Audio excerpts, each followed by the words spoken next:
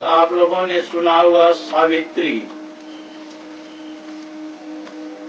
सावित्री नाम की एक लड़की थी, राजपुत्री थी। वो शादी के योग्य जब हो गई तो उनके पिता ने कहा, कुछ ब्राह्मणों को साध दे दिया कि आप अपने अनुरूप पति का चयन करो।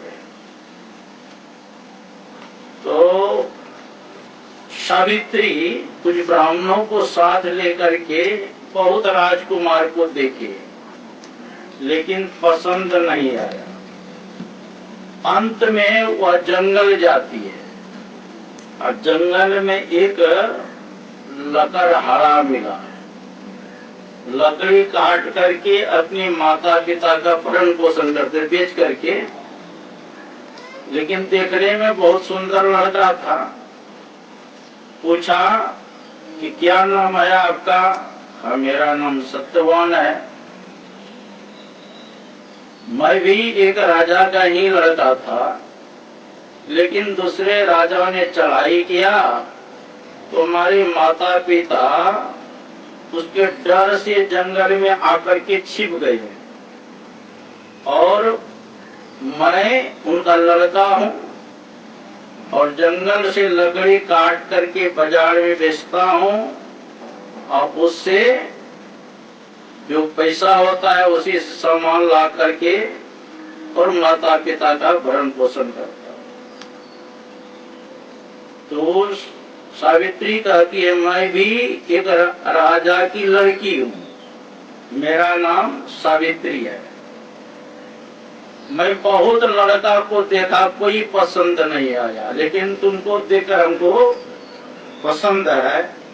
क्या मेरे साथ आप शादी करेंगे? आप तो राजकुमारी है, मैं तो जंगल में रहता हूँ, कैसे संबंध? का कुछ भी हो, लेकिन मैंने आपको पसंद कर लिया। ठीक है, माता पिता से पूछ ली।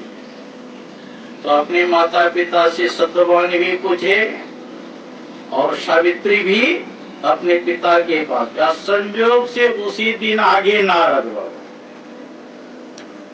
नारद बाबा ने कहा, सावित्री, जिस लड़का के साथ तुम शादी करना चाहते हो उस लड़का की अल्पायु है, मतलब मात्र 100 दिन उसका जीवन है। तो सावित्री कहती है, कुछ भी हो, एक बार जो लड़की है वो मन से पसंद करती है, फिर वाक्य द्वारा, है ना, वाणी के द्वारा कहते हैं। तो मैं मन से और वचन से दोनों प्रकार से मैंने उसको, लड़का को पसंद कर लिया। मैं पति बनाने के लिए मैं निश्चय कर चुकी। और वहां आप समय बताए किस दिन उसकी मृत्यु होने वाला है, सारी घटना नारद जी बताती। फिर उनके माता पिता आकर के सत्यवान के साथ सावित्री की शादी कर दी। अब 1-2 दिन करके वो गिनती है और जब वह देखती है कि 3 ही दिन बचा है, मतलब 3 दिन ही शेष है हमारे पति की आयु, तो 3 दिन पहले से वह उपासना करना शुरू किया, मतलब उपवास करना शुरू।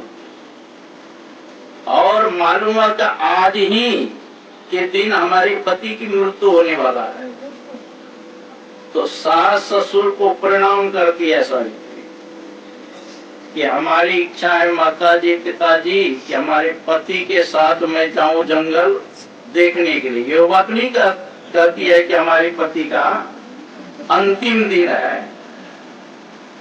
तो कहा, बेटी, जब से मेरे घर पर तो आई है कभी भी इच्छा प्रकट नहीं की है। आज तुम्हारी इच्छा है कि जंगल देखूं, तो मैं आशीर्वाद देती हूँ कि जाओ पति के साथ जंगल देखकर शीघ्र आ जाना।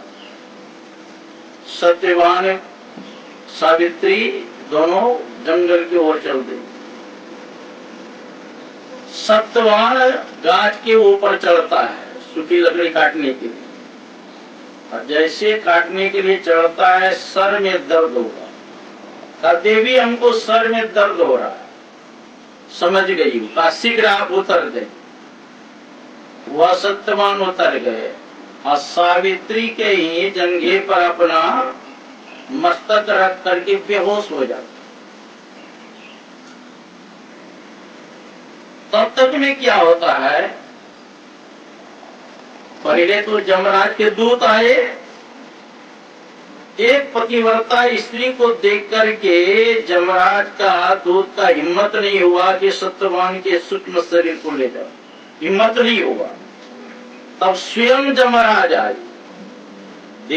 जमराज देखते हैं कि एक पतिव्रता स्त्री है, तो जमराज ही ठहरे।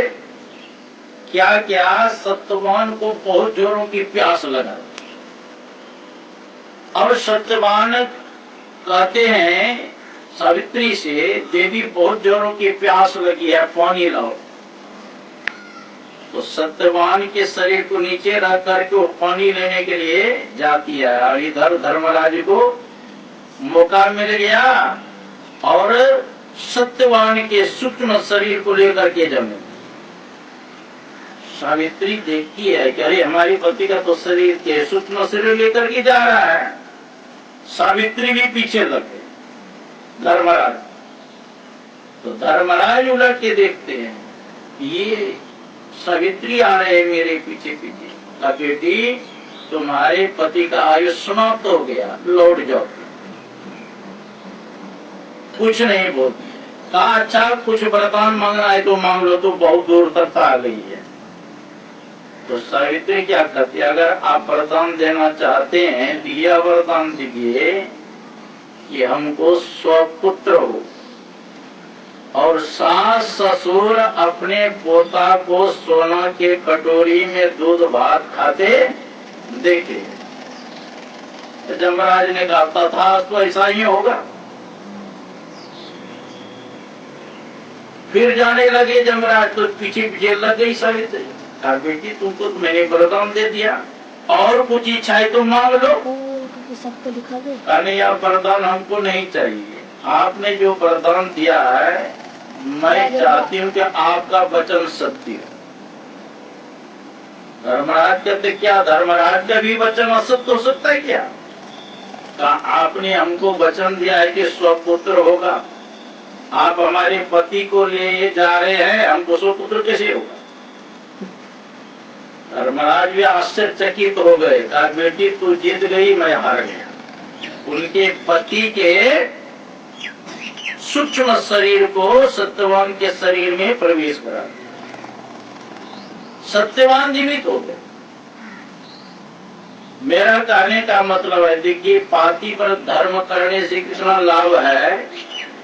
मरे हुए पति के को जीवित कर दिया, सास ससुर अंधा अंधी पे उनको आंख हो गया, और राज जो गया था फिर राज भी वापस आ गया।